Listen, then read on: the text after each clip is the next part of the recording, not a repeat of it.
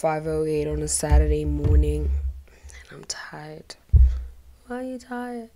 Because the internet is trying very hard to convince me that Taylor Swift is on the same level as Michael Jackson. Newsflash, she'll never be. This man had clout before the internet. People committed suicide the night they found out he passed away. That's a different level of fame. Not only that, a regular ass grandma from a South African township who's on the brink of dementia or Alzheimer's has heard a Michael Jackson song, knows who he is. You know who they've never heard of? Taylor fucking Swift. Sit down. This is the story of Michael Jackson. Before we start, I am tired. You can tell my eyes are puffy as hell. I look like I've been crying. It's because I have I'm running on 2 hours of sleep, and I genuinely crashed out literally 30 minutes ago. Crashed the fuck out. I was losing my mind. Michael was born on the 29th of August 1958. He was born so fucking long ago. Anyway, and my first introduction to him, I think, was the year he died, 2009. And I think I was watching his documentary, but I was so young to even, I didn't have an attention span at that time. But I remember my mom's cousin crying, shedding a few tears. I'm like, who's this guy, and why is he so important, and why is he making all the adults cry? We all know Michael used to be part of a boy band group, whatever you want to call it, called the Jackson 5, with his brothers Marlon, Tita, Jermaine, and Jackie. He also had 3 sisters: Janet Jackson, the one we all know and love, Reba, and Latoya. We'll get into Latoya later on because she's so fucking controversial. Plays a very pivotal role in why Michael and why Hollywood tried so fucking hard to paint this man as a pedophile, as a predator, as a abuser, child molester. They tried so hard, so hard, but I don't know if they failed. Definitely ruined his reputation, and they tried to paint him as a crazy man who was addicted to drugs. He might have been, actually, but I doubt he was a crazy man. I doubt he was a madman. The Jackson 5 was formed in 1962, and Michael started performing professionally at the age of 5. Which we learned later on in his life that he felt like he didn't have a childhood. He was robbed of one, which is why he created Neverland Ranch. But before we get into that, I just wanted to say that Michael was raised by Joe Jackson and Catherine Jackson. These 2 horrible people who should have never had kids. Why I say that: Joe was a terrible man who abused his kids if they didn't perform right, if they didn't rehearse, he was a terrible man who lived his dream through his children. And Catherine watched it happen. And apparently Joe Jackson used to, touch the boys inappropriately. I don't know how true that statement is, but we all know he was a very abusive man, a very abusive father. I don't know what kind of a husband he was, but if Catherine stayed quiet all those decades, then he was a terrible motherfucking husband. Probably abusive towards her too. The Jackson 5 signed to Motown in 1968, and they were automatically like a success. Quick lore about Motown. Motown was, founded by Berry Gordy. Berry Gordy, who turns 95. He's still alive, by the way. Turns 95 on the 28th of November, a day before my birthday. Whoop whoop. Nobody asked. Berry Gordy and not Michael Jackson, Diana Ross had a child together. Rhonda Ross. Why? This is some lore. Michael and Diana were rumored to have had a thing for decades. I think in the 80s, 70s, Hanamo, but were rumored to have had a thing. Diana Ross was 14 years Michael's senior. They met when he was only 9. Anyway, I digress. It's just some quick law. We'll get into it later on in the episode, in the second half of the episode. In 79, Michael, started his solo career and signed to Epic Records and immediately became a pop sensation.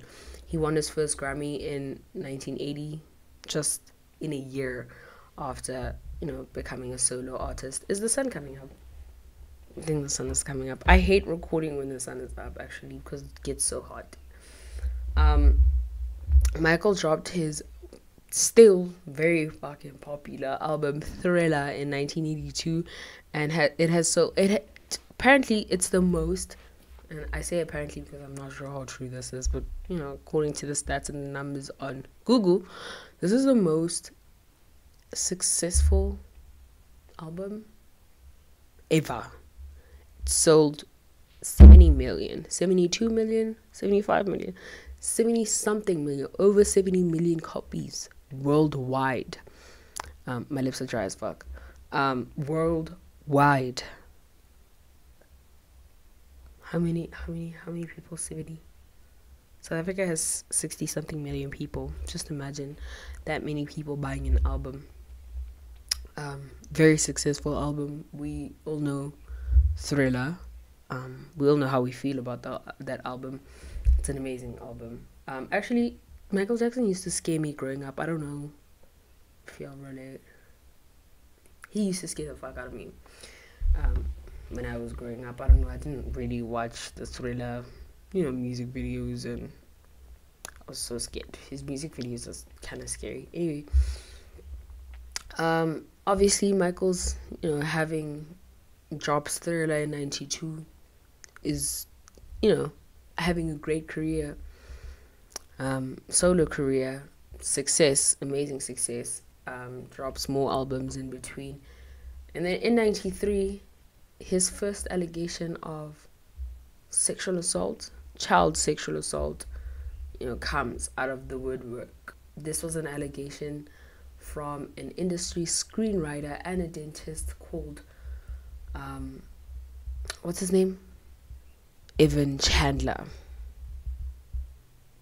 Evan Chandler claimed that Michael Jackson touched or had sexually abused his 13-year-old son, Jordan Chandler. And I want you to remember. So Evan Chandler is Jordan Chandler's biological father. Right? Remember this. Apparently, he told his psychiatrist, the 13-year-old boy, told his psychiatrist that, Michael was touching me inappropriately. Well, he detailed graphically that Michael had been doing things to him because they met when the boy was only 12 years old. How they met? They met on the side of the road when Michael's car broke down and he tried to call the police, and the police was like, "Sir, we're not coming to tow your car for you. We're the police, not a tow fucking company." And he tried to call his team. Nobody was really assisting him or offering any assistance. This is the king of pop, mind you, at this time. Very big, very fucking big deal. This is in 92. So he's like big in 92. Anyway, so on the side of the road, a man named David Schwartz. I don't know if I'm pronouncing it right, but let's call him David. A man named David stops by, who owns a company called Rent a Rack.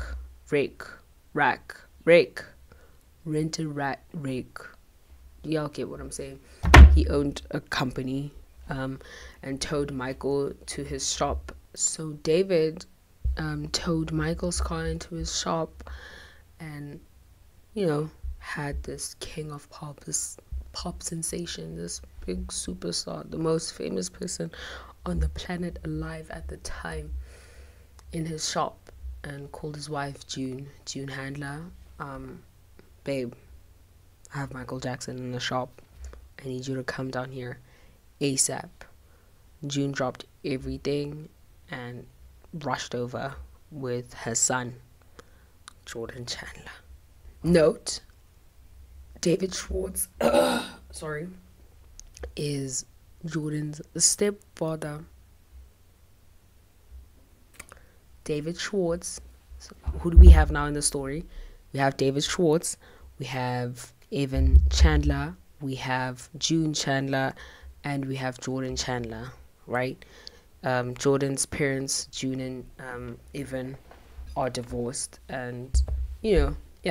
Anyway, so this family, nice, cute family, assists Michael and with his car troubles, and they form a relationship from then on. They started going on tour with him, interviews, whatever. Michael hosted sleepovers with Jordan, the boy, and other several boys at his house, Neverland Ranch. We all know that Michael built Neverland because he felt like he didn't have a childhood, because he started performing professionally at the age of 5. So he felt like he didn't have a childhood, and he wanted to create a, Neverland. Hence the name Neverland. He wanted to create a Disney World that never ends. Neverland Ranch is very, very, very. You can tell his inner child was screaming when he was building that place. So a year almost goes by, and these allegations come out. They made in '92. These allegations came out in '93. And no evidence was found. Obviously the case was closed in less than a year. The media ran wild with the story because it's the media. They didn't care whether he was innocent or not. They painted him as a child molester, which is why tainted his image today, his legacy rather. And as of the media painting him as this terrible person globally, as if that wasn't enough, his sister, LaToya Jackson, came out against him to confirm that, yes, indeed, Michael Jackson is a child molester, which we later on, she recanted that statement, Avi, because, he's not. But we later found out why she made that statement. She said her husband, who had several names. He was born Jack Lee and Gordon, changed his name to Samuel Isaac Gordon, and now goes by Clifford William Johnson. We don't know why this man changed his name many, many times. We also don't know why he changed his birthplace, because he said he was born in Vegas, then he was born in Arizona, then he was born, I don't know. Anyway, what's important about this man is that he's Jewish, and he's a Jewish immigrant. He's a Jewish and Russian immigrant. Don't forget this. We'll get into it later. LaToya Jackson claimed that her husband forced her to make these statements because, they grew up in a very strict household. LaToya claims that she was not allowed to move out of, her family home, at all. She, very traditional parents. Her parents were born in the 20s. You only, as a woman, left home if, your husband came to fetch you and took you to his house after marrying you. That's what they believed in, I guess. A lot of families still hold these values and stuff. She left with this man, at the age of 29, and he first started off as her manager. Jack Gordon was LaToya Jackson's manager, and later on got married. Apparently this man was a savage. She knew he was not a good man, and she knew she needed to do anything just to leave home, because who's 29 and still wants to be at home? Like, wrap it up. I understand why she left and why she married this man real quick. And yeah, LaToya was estranged from her family for several years in the 90s. She faced a lot of scrutiny, a lot of it, and the public was speculating like, oh, I thought as a sister you would stand by your brother. But if the sisters, coming out saying this really didn't help Michael's case at all, trying to beat these allegations. We know that Jordan's parents were divorced, and we know that June's new husband David and Jordan had a very close relationship with Michael Jackson. But Evan's biological father really didn't appreciate this relationship. The closer they got, the crazier he got, the angrier he got, the madder he got, and which is why he came out with these allegations in '93, only a year after meeting this man, claiming that Michael molested his 13-year-old son. A year after these allegations were made, when Jordan was 14 now, he emancipated himself from his parents. If you don't know what emancipation means, it's basically when underage kids want to divorce their family, because they don't want their family to resume responsibility of them.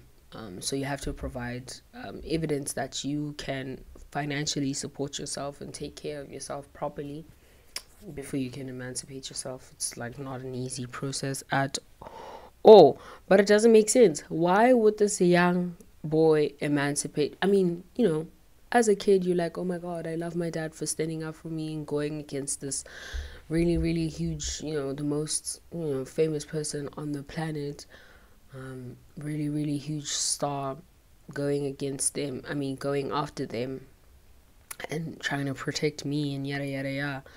And now, all of a sudden, this kid is, divorcing his father. Strange, isn't it? Yeah. Very fucking strange. Jordan filed a restraining order against his father at 16. Why would you file a restraining order against this man who's only trying to protect you, by coming out with these accusations against the most famous person on the planet at the time? We now know that, he filed a restraining order against his father because he tried to attack him with a weapon. Let us not forget that Evan Chandler is a dentist. Was a dentist. Evan Chandler's dead, guys, so I'm going to talk about him in, past tense.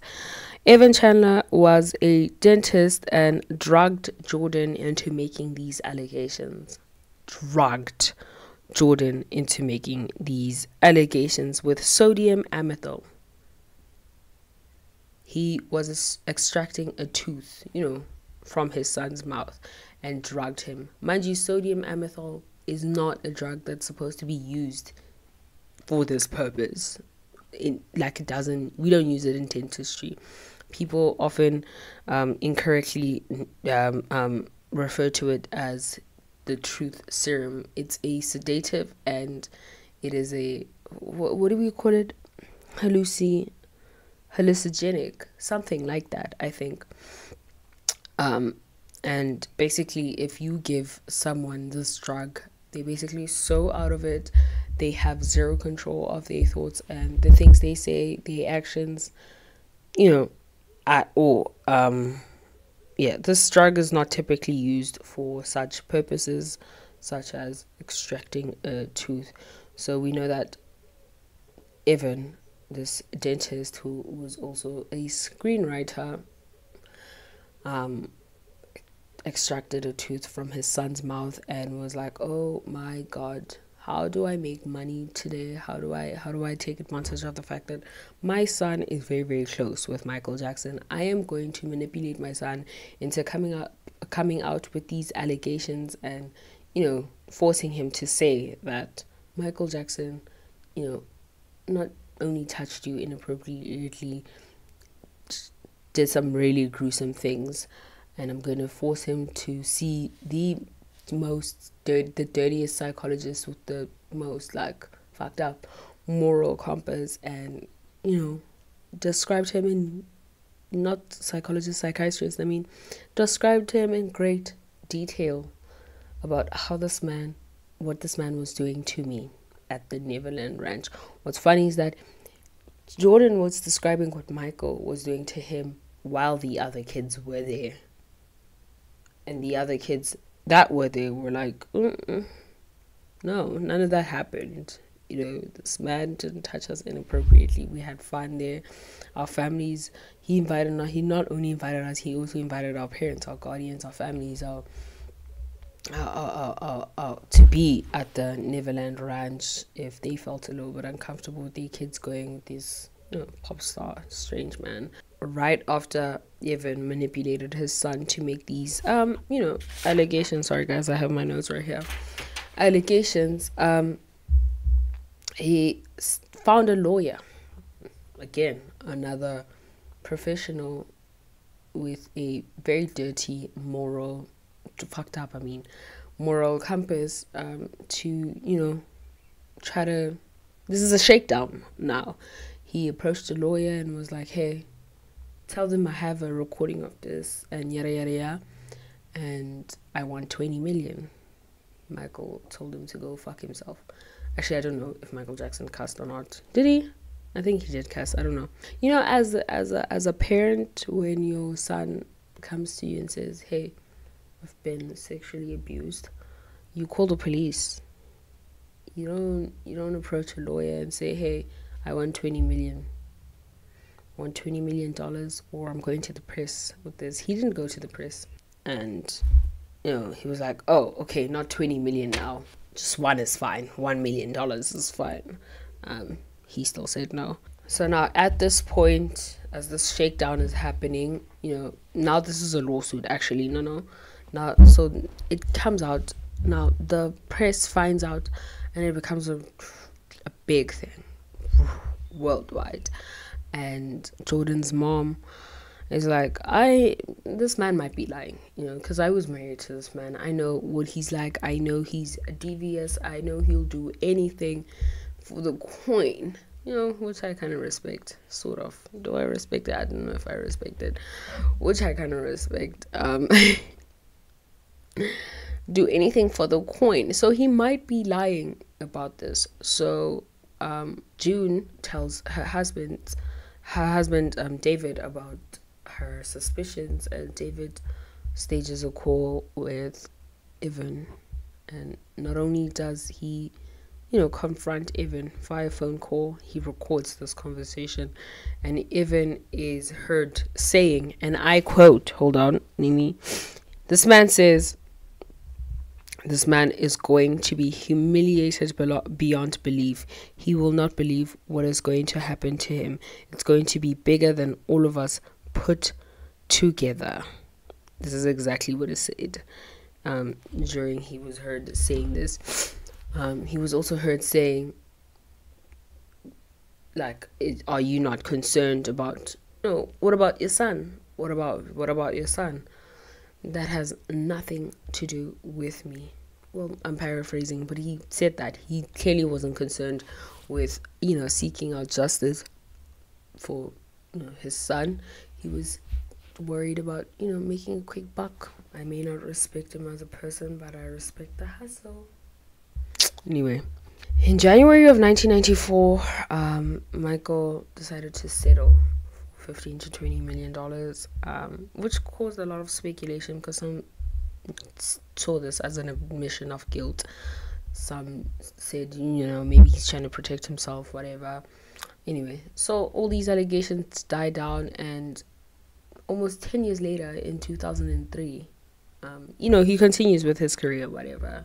He lives his life. Almost 10 years later, in 2003, Gavin Arvizo accused him of child sexual abuse, and Michael was charged with 7 counts of child sexual abuse and 2 counts of administering an intoxicating agent.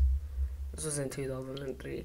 During this time, remember, the media was painting him as a madman, Wacko Jacko, because, his surname Jackson, Wacko Jacko, calling him Wacko Jacko, saying he was a madman who was addicted to drugs and yada yada, propofol and stuff.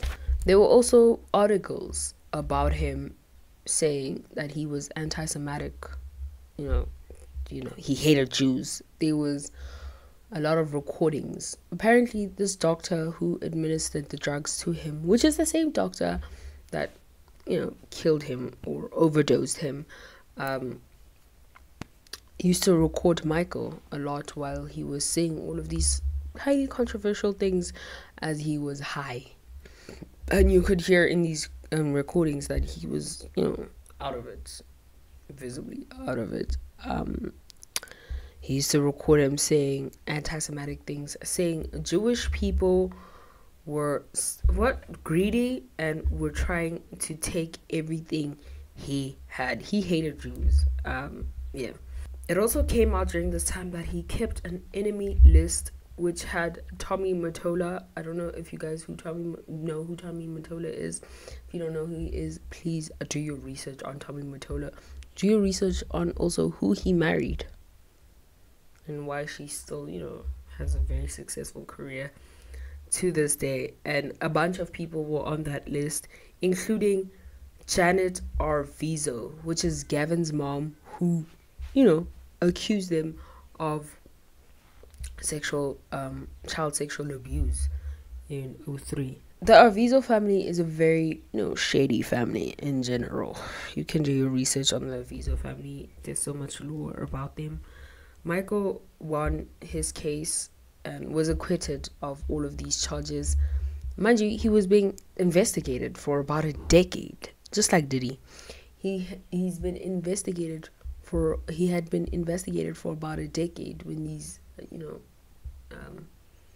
second leg of these allegations came out. He had been being investigated for about 10 years. The Department of Justice tried very hard to find something on this man, raided his houses several times, found nothing, and he was acquitted of all of these charges in 2005 because they didn't have evidence. I mean, if you're a child molester, you have evidence because, people who like to do terrible things to children have evidence and keep a lot of, disgusting things on them, disgusting tapes, there's always evidence on them. And if there's no evidence that this man loved children in a very inappropriate way, then I don't think, he's innocent, is he not? Anyway. After he had been acquitted of all of these charges, Michael decided to go for, against Sony and against Tommy Mottola. And because he went against such powerful people in the industry, these people, are speculated to have had a hand in his death.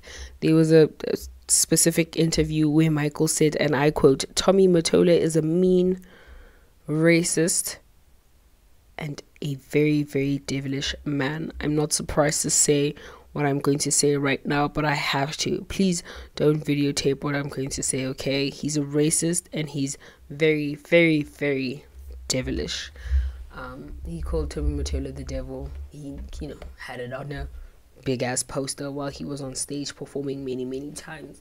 He hated record execs. He was very, very vocal about what record labels were doing to their artists, especially the black artists. Also, remember, this was a very different time. Very fucking different time. So, yeah. Him going against starting a war against these big-ass corporations and big people, big names in the industry, people who hold the cards. They really didn't like that. And right after he passed away, his sister LaToya Jackson came out to say that the coroner who examined his body revealed to her that Michael was found with enough drugs to him to take down an elephant. You do the math. Anyway, months later, Evan Chandler shoots himself in the head. Evan Chandler, the man who, drugged his kid and tried to take down Michael. It was apparently a suicide. No witnesses and, no suicide notes. He was found by the building staff. That's crazy. Anyway. So we're done talking about Michael and how he died and whatever. You can do more research on Tommy Mottola and how he went after the industry and the whirlwind of things that, mind you, this was 2005, and I think he went after the industry for a good 3-4 years until right before he died.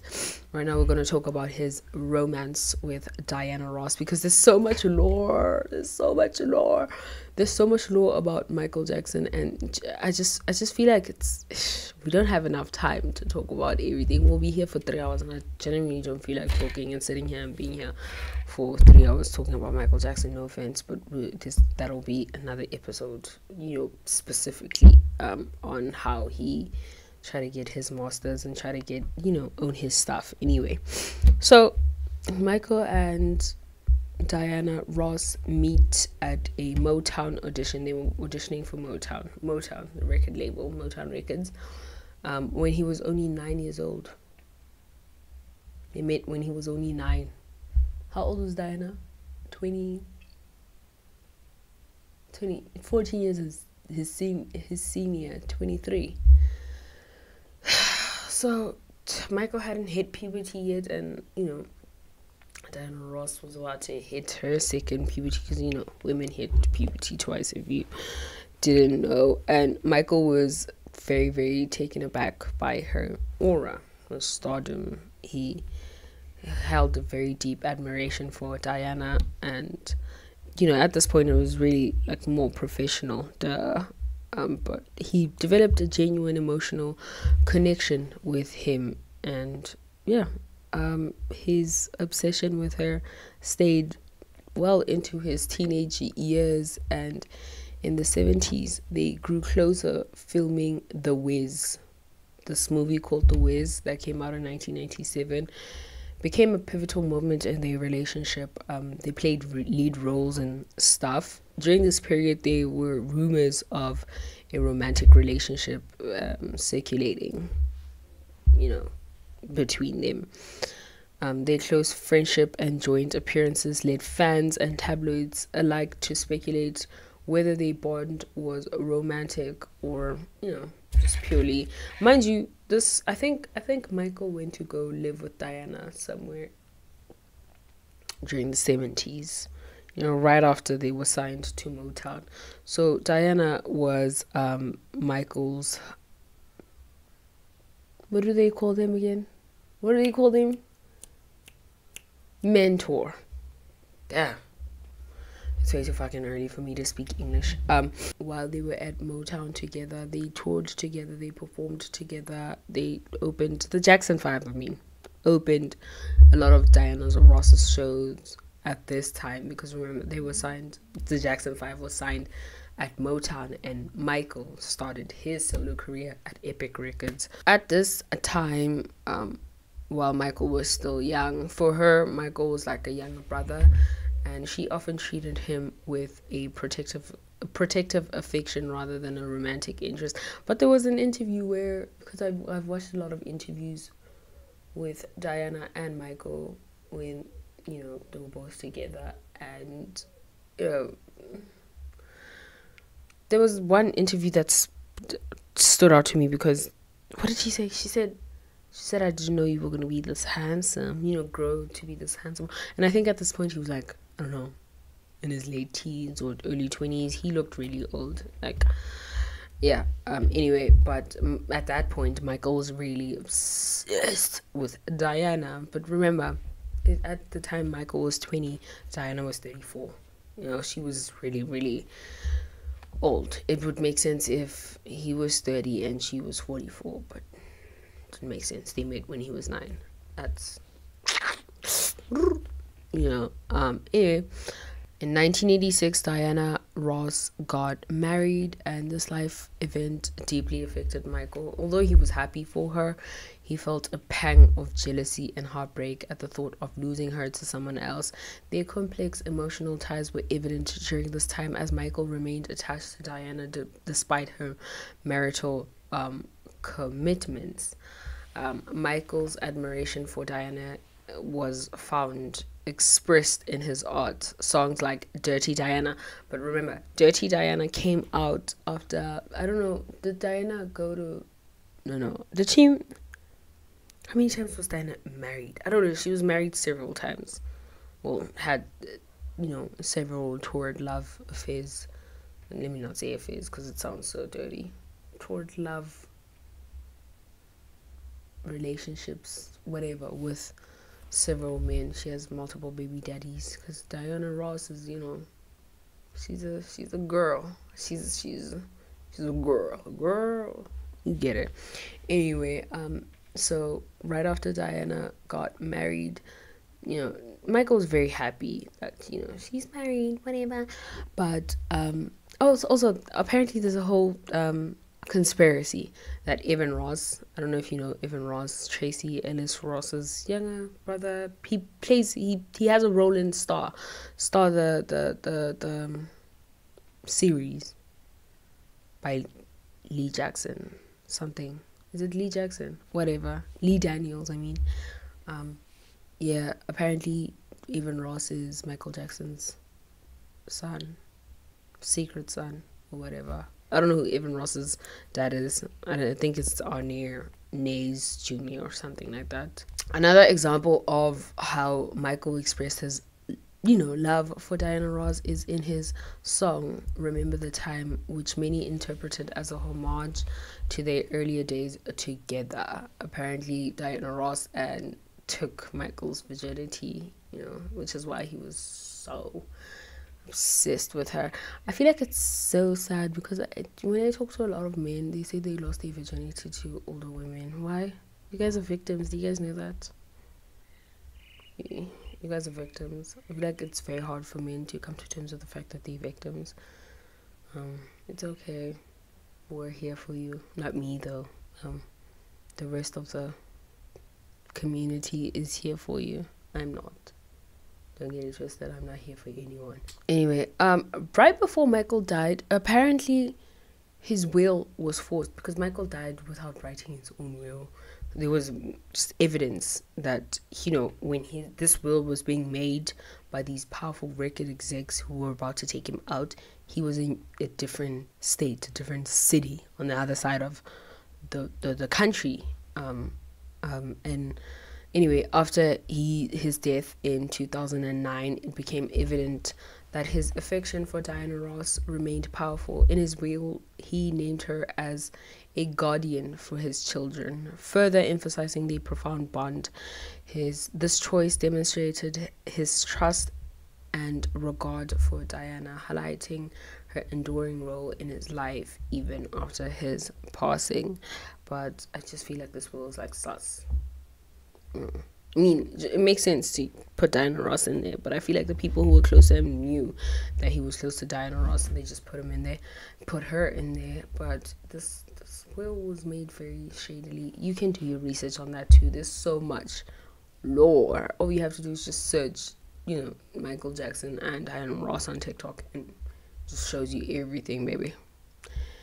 Everything. Anyway, Michael Jackson's relationship with Diana Ross is a rich tapestry of admiration, love, and complexity. Complexity meaning, she was way too old. I feel like it's right person, wrong time. Also, wrong lifetime. Let me just say wrong lifetime because they met when he was 9. I just feel like even if, they lived their life and then got together again later in life, it would still be weird because remember, Diana met him at 9. Imagine looking at a 9-year-old boy and saying, "Ooh, I'm going to marry you one day." I don't know. That's just weird. Guys, that's it on Michael Jackson today. I just feel like there's so much lore about Michael Jackson and Diana Ross. Oh, yeah. And also, he came out to say that the song Dirty Diana was about some lady of the night. Or what did he say? A groupie. He said it was about a groupie. I'm like, sir, no. We listened to that second verse. We know exactly who you're singing about, okay? Please. Michael often came to the press and just tried to gaslight us. So we can tell you did plastic surgery and we can tell you bleached your skin. Yes, you had vitiligo. You could have just came out and said that. Anyway, that's it on Michael Jackson. I actually don't know how to feel about his life story. It's very fucking interesting. We could be here all day talking about Michael, because the more I dig, the more I find, and the more I find, the more I want to talk, and I don't want to talk right now. I'm so tired. No offense. But hope you enjoyed it. See you guys next week. Bye.